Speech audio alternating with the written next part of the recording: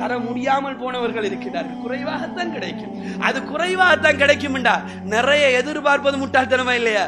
குறைவாகத்தான் நாங்களும் எதிர்பார்க்க வேண்டும். இது அல்லாஹ்வுடைய தூதருடைய அழகான ஒரு அறிவுரை. அடுத்ததாக ரசூல் ஸல்லல்லாஹு அலைஹி வஸல்லம் அவர்கள் சொன்னார்கள், ஆண்களுக்கு உங்களில் சிறந்தவர், உங்களிலே மிகச் சிறந்தவர் யாரு தெரியுமா? உங்கள் மனைவியரிடத்திலே சிறந்தவர். ஈமான் என்று சொல்வதை நற்குணங்களால் தான் பூரணமாகும் என்றார்கள் அல்லாஹ்வுடைய தூதர். ஈமான் என்பது நற்குணங்களால் தான் பூரணமாகும். அதே நேரத்திலே உங்களில் சிறந்தவர் உங்கள் மனைவியரிடத்திலே சிறந்தவர்கள் என்றார்கள். ரசூல் ஸல்லல்லாஹு அலைஹி வஸல்லம் இடத்திலே சில பெண்கள் வந்தார்கள். வீட்டுக்கு வந்து சொன்னார்கள், அல்லாஹ்வுடைய தூதரே, எங்கள் கணவன்மார்களை பற்றி நாங்கள் சில கம்ப்ளைண்ட்கள் பண்ணணும் அப்படின்னு சொல்றாங்க.